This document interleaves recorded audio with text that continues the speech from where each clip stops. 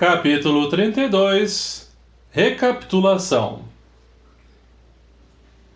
De volta ao hospital, o enfermeiro não encontrou pessoalmente o chefe, que se ausentara constrangido por serviço urgente, mas recebeu das mãos de velha auxiliar a papeleta de instruções. O rapaz leu a ficha atenciosamente.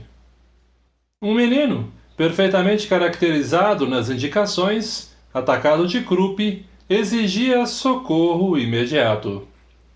De posse do endereço e munindo-se do material imprescindível ao tratamento, Silva rodou num ônibus para a casa de Amaro.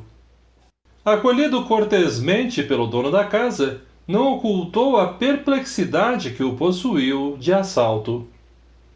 Identificado pelo ferroviário que lhe exprimia gentileza e contentamento na saudação, tartamudeava alguns monossílabos, desapontado, espantadiço. Revelava-se-lhe a decepção na extrema palidez do rosto. Então, refletia acabrunhado, era aquela a casa que lhe cabia atender? Se soubesse de antemão, teria solicitado um substituto. Não pretendia reaproximar-se dos desafetos dos quais se havia distanciado. Abominava o homem que lhe furtara a noiva e não podia lembrar-se de Zulmira se observasse tocado de insólita aversão. Muita vez, rememorando o passado, calculava quanto ao melhor meio de aniquilar-lhe a existência. Por que lhe competia a revê-la? Por que salvar-lhe o filho se experimentava ímpetos de incendiar-lhe a casa? Entretanto, algo interferia em suas reflexões. Antonina e os filhinhos, no culto do Evangelho, tomavam-lhe a tela mental. Parecia-lhe ouvir de novo a palavra meiga e sincera daquela mulher valorosa, repetindo-lhe ao coração: as mãos que curam não podem odiar. O enfermeiro diligente será, sem dúvida, o irmão de todos. A vida não termina neste mundo.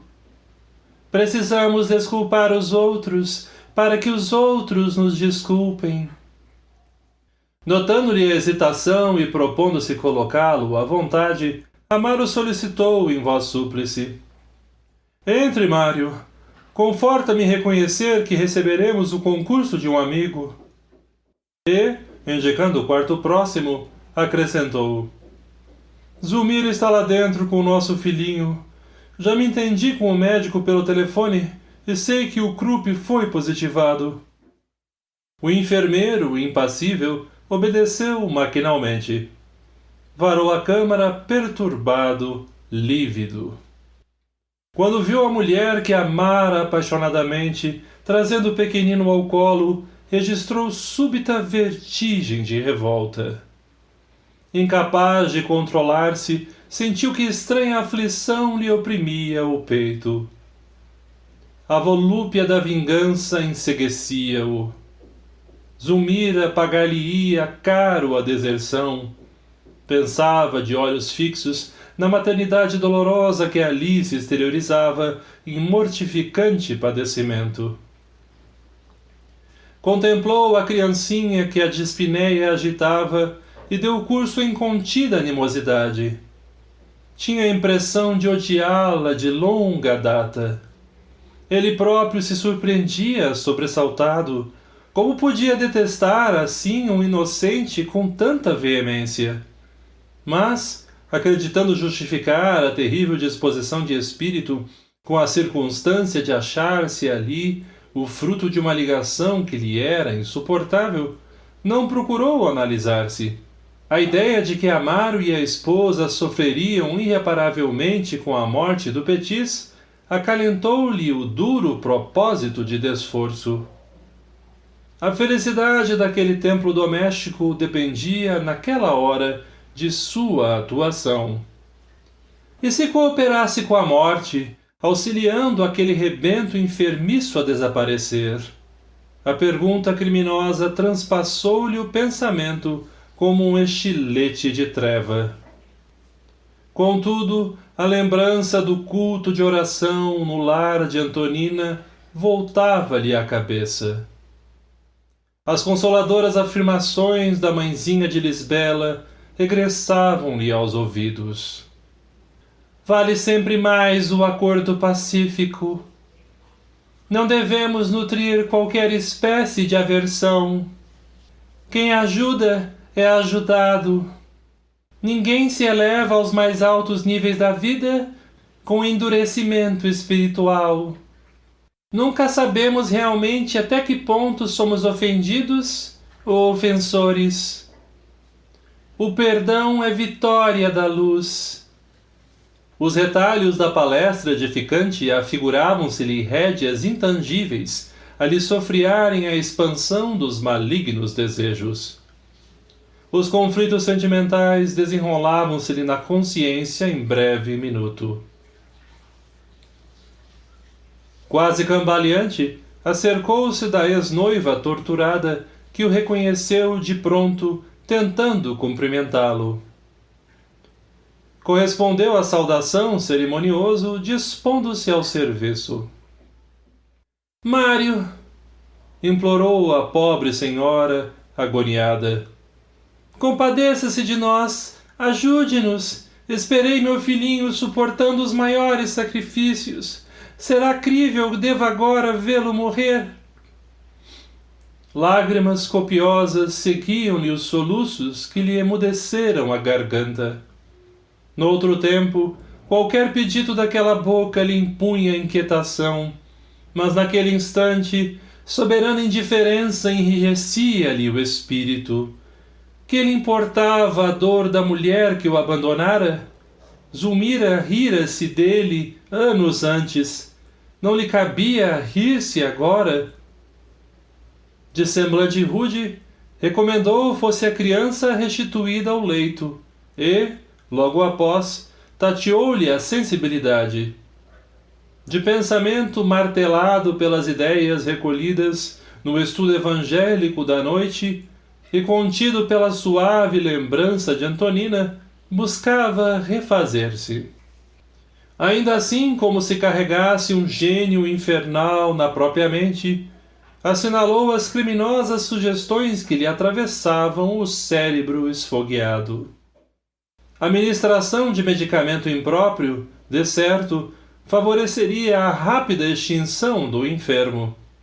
Júlio encontrava-se à beira da sepultura, apenas o impeliria a precipitar-se nela sem mais delonga. Todavia o semblante de Antonina dominava-lhe a memória, exaltando o perdão. Se viesse àquela casa na véspera, considerou consigo mesmo, teria exterminado o Petit sem piedade. Recorreria à eutanásia para justificar-se intimamente. Naquela hora, porém, os princípios evangélicos da fraternidade e da conciliação, como pensamentos intrusos, atenazavam-lhe a consciência. Esperou silencioso a reação do menino ofegante e, embora assinalasse graves complicações que, certo, deveriam induzi-lo a comunicar-se com o médico responsável, fez a aplicação do soro antidiftérico, desejoso, porém, de vê-lo transformar-se em veneno destruidor. Reparamos que as mãos de Mário expeliam escura substância, mas Clarencio, pousando a destra sobre o pequenino, mantinha-o isolado de semelhantes forças. Ante o assombro com que observávamos a exteriorização daquele visco enegrecido, nosso instrutor elucidou de boa vontade. São fluidos deletérios do ódio com que Silva, inconscientemente, procura envolver a infeliz criança. Contudo, as nossas defesas estão funcionando. Odila, que chamara Blandina e Mariana até nós, acompanhava a medicação ansiosamente. Abnegado amigo, dirigiu-se inquieta ao nosso orientador. Acredita que Júlio possa recuperar-se? Clarencio, que estabelecera extensa faixa magnética em torno do doentinho, preservando-o contra a influência do visitante, meneou a cabeça e falou paternal. Odila, é tempo de penetrares a verdade. O menino deixará o corpo talvez em breves horas.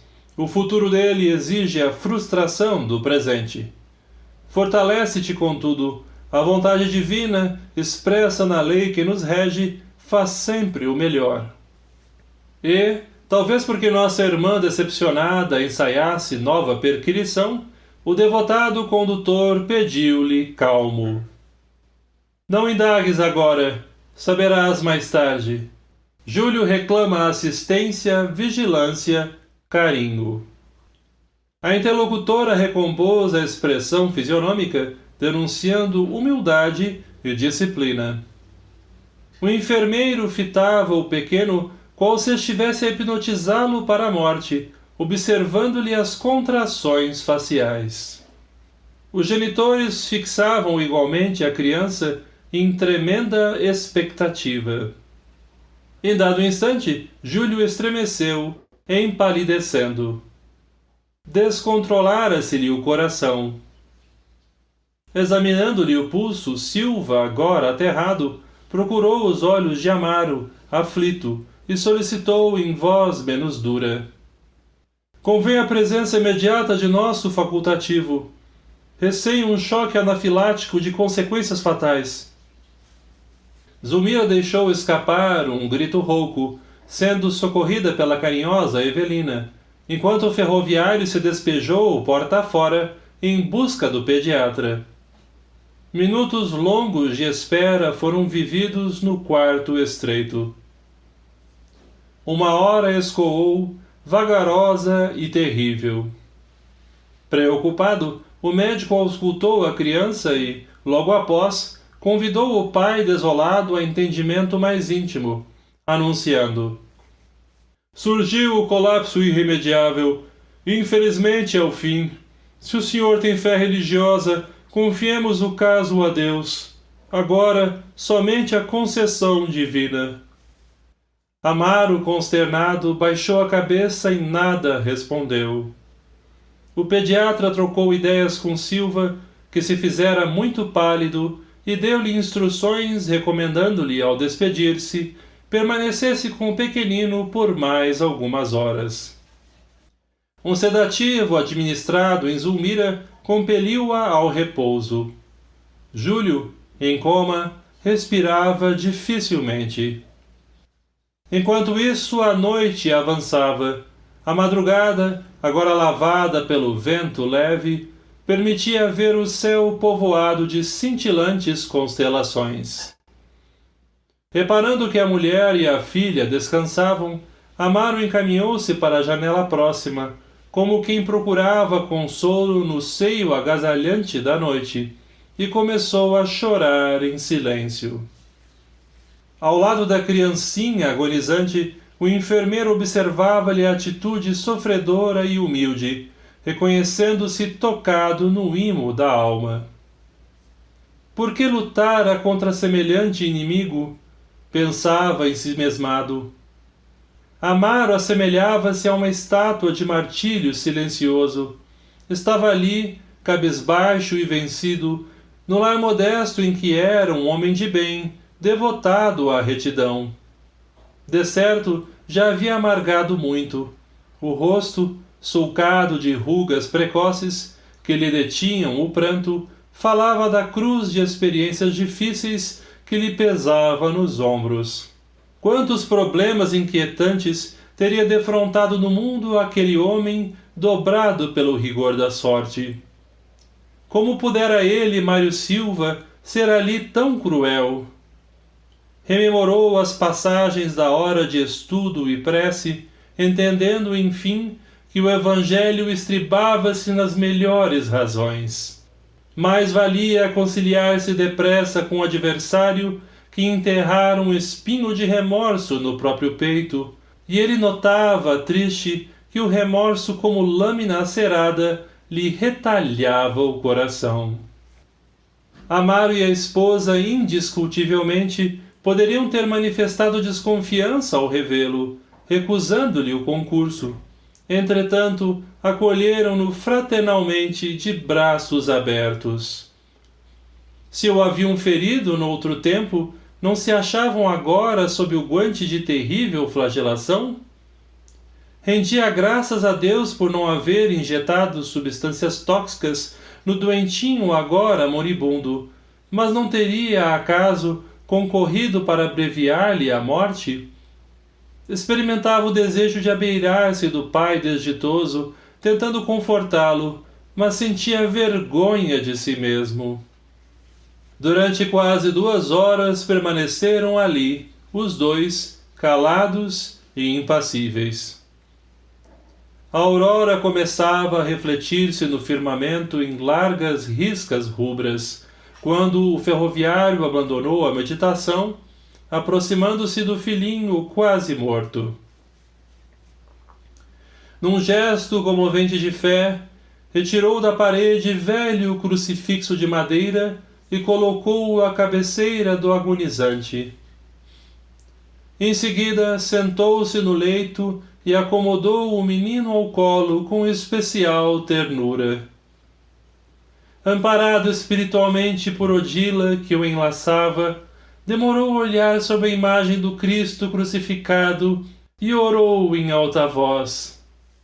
Divino Jesus, compadece-te de nossas fraquezas. Tenho meu espírito frágil para lidar com a morte. Dá-nos força e compreensão.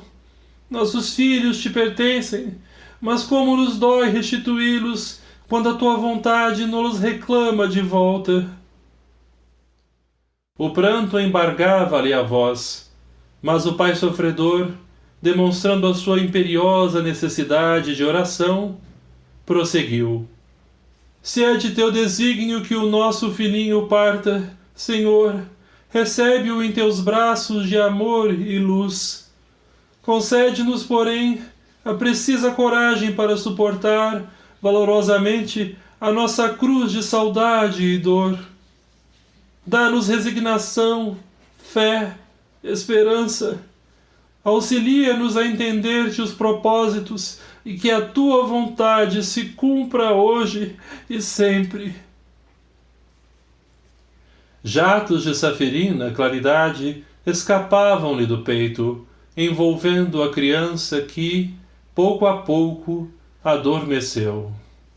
Júlia afastou-se do corpo de carne, abrigando-se nos braços de Odila, à maneira de um órfão que busca tépido ninho de carícias. Tocado nas fibras mais recônditas do ser, e percebendo que a morte ali estendera suas grandes asas, Silva experimentou violenta comoção a constringir-lhe a alma. Convulsivo choro agitou-lhe o peito, enquanto uma voz inarticulada, que parecia nascer nos recessos dele mesmo, gritou-lhe na consciência: Assassino! Assassino! Desorientado e inseguro, o moço correu para a via pública, achando-se atormentado no seio da sombra fria, soluçando.